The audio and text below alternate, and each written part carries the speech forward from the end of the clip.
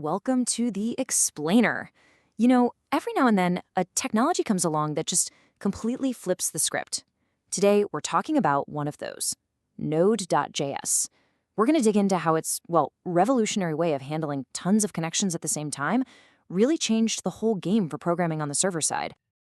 All right, so here's our game plan. We're going to start with a classic problem, the server concurrency problem.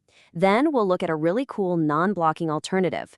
After that, we'll get into the nitty-gritty of how Node.js actually works, what it's like to code with events, and then we'll finish up by looking at what came after the basic callback system. So let's start with the big question, right? How in the world can a single server handle thousands, maybe even tens of thousands of requests all at the same time without just completely crashing? I mean, this is the fundamental problem that Node.js was built to fix. It's a challenge that honestly has been a major headache for developers for a long, long time. Okay, so let's tackle that first point, the server concurrency problem. We're going to start with the old way of doing things. So with the traditional threading model, the code looks really simple, right?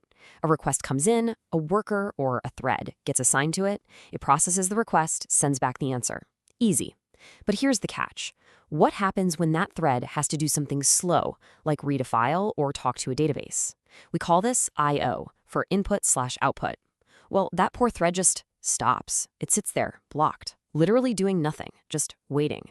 It's like a cashier closing their lane to wait for a price check. Meanwhile, the line of customers gets longer and longer. It's super inefficient and just burns through your server's resources. But what if there was a completely different way to think about this? A non-blocking alternative?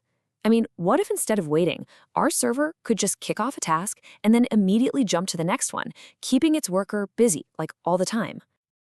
And that's the absolute magic of the event-driven model. Instead of waiting around, you tell the system, hey, start this task for me, and here's a little function to run whenever you're finished. We call that a callback. This completely frees up the main thread to go and handle other requests.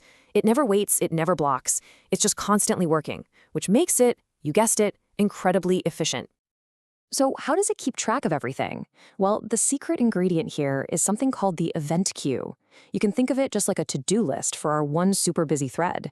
Whenever one of those background tasks finishes up, a little message, an event, gets popped onto this list. That's the signal that, hey, something's ready to be processed. And who's checking this to-do list? That would be the event loop. This thing is the engine at the heart of the whole system. All it does all day long is run in a circle. It just asks, is there anything in the queue? If the answer is yes, it grabs the first thing off the list and runs the callback function that goes with it. That's it. It's this simple, constant loop that makes the entire non-blocking system work. Okay, so this whole event-driven idea sounds great in theory, but how did it become a real-world technology? Well, that's where Node.js enters the picture, taking this powerful concept and bringing it to JavaScript on the server. The idea behind Node.js was pretty brilliant, really. First, they took the V8 engine, that's the super fast JavaScript engine that Google built for the Chrome browser, and just plopped it onto a server.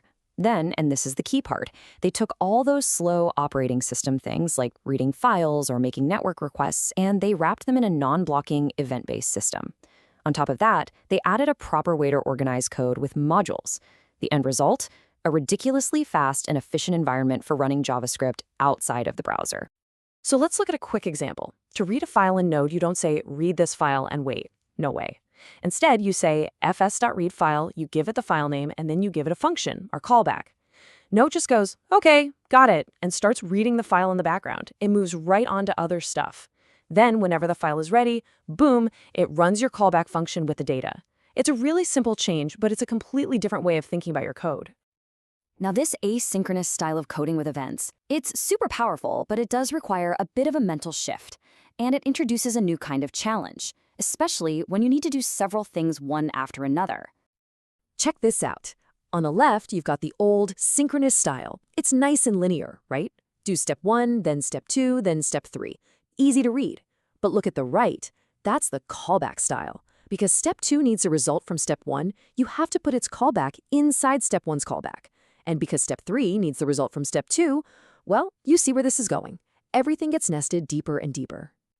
And when you keep doing this, when you have a bunch of steps that depends on each other, your code starts forming this distinct shape. it just keeps indenting further and further to the right, creating this triangle or pyramid that can get really, really hard to follow. And this pattern, oh boy, it quickly earned a couple of very famous or maybe infamous nicknames among developers: the Pyramid of Doom, or the one you hear most often, callback hell. And it's called that for a reason. It makes your code an absolute nightmare to read, to debug, and to change later on. So if callback hell was such a big problem, how did anyone get any work done? Well, this is where the Node.js community and its incredible ecosystem came to the rescue. First off, Node itself gives you some really powerful foundational tools. You've got modules, which are just a way to package up your code so you can reuse it. You have buffers for handling raw data super efficiently. And you have streams, which are amazing for working with data that flows in, like a big file or a network connection, without having to load the whole thing into memory at once. These are the basic building blocks. But here's where things get really exciting. On top of those core features, you have NPM, the Node Package Manager. Think of it as a giant public library of code that anyone can contribute to. And it is massive. It's filled with tools for everything, from web frameworks like Express to database tools like Mongoose, and, most importantly for our story, utility modules like async, which were created specifically to solve callback hell. So, with a library like async, you could completely fix the Pyramid of Doom. Instead of nesting everything, you just use a helper function. Here, async.each says, hey, for every file in this list, run the readit function. And only when all of them are done, run this one final callback. See how clean that is? It completely flattens that pyramid and makes the code readable again. A total game changer. So what's the big takeaway here? It's that Node.js was so much more than just a way to run JavaScript on a server. Its real contribution was proving that this single-threaded, non-blocking, event-driven way of doing things could be not just viable, but incredibly fast and scalable. It forced an entire generation of developers to step back and rethink some of their most basic assumptions about how to build software. And that leaves us with a really interesting question to chew on. If an idea as fundamental as one thread per request could be turned on its head so successfully, what other rules of computing are just sitting there, waiting for someone to come along and challenge them next?